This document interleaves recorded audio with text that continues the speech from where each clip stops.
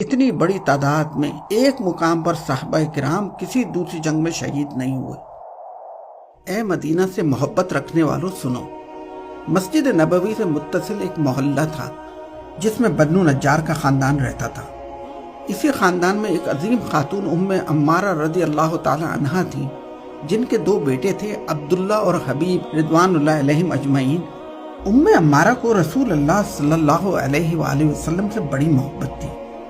تاریخ میں آپ خاتون احد کے نام سے مشہور ہیں۔ رسول اللہ صلی اللہ علیہ وسلم نے فرمایا کہ غزوہ احد کے دن میں دائیں بائیں جس طرف نظر ڈالتا ام عمارہ ہی لڑتی نظر آتی تھی۔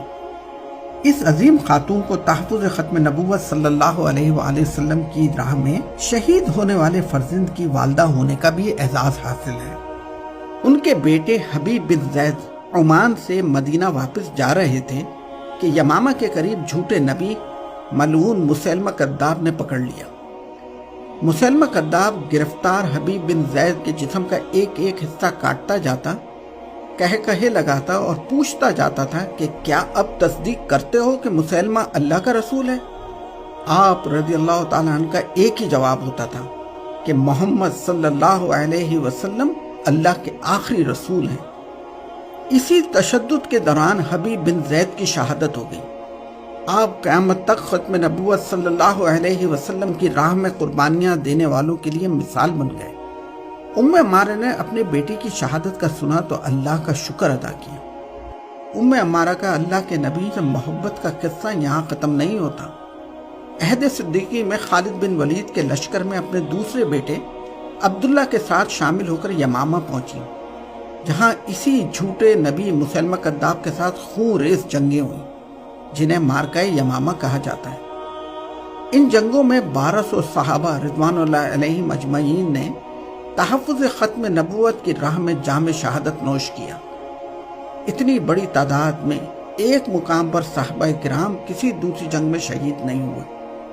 سعودی عرب کے دارالخلافہ ریاض سے 40 کلومیٹر کے فاصلے پر الجبیلہ میں ایک قبرستان ہے، جہاں ختم نبوت صلی اللہ علیہ وسلم کے تحفظ کے لیے شہید ہونے والے یہ جان نثار دفن ہیں۔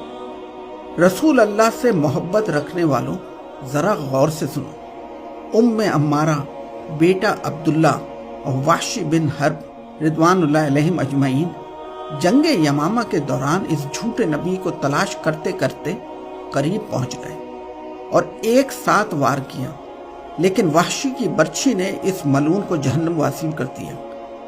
ام عمارہ اس جھوٹے نبی کی موت پر سجدہ شکر بجا لائیں۔ اسی جنگ میں ام عمارہ کا ایک ہاتھ گہرے زخم سے شہید ہو گیا۔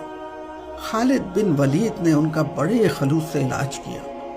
اسی زخم کی وجہ سے عہد فاروقی میں ام عمارہ آخرکار شہید ہو گئیں رضی اللہ عنہا۔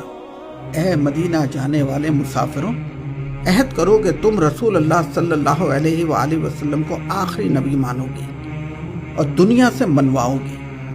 اپنے بچوں کو بتاؤ گے کہ محمد صلی اللہ علیہ وسلم اللہ کے آخری نبی ہیں اور اب کوئی نبی نہیں آئے گا۔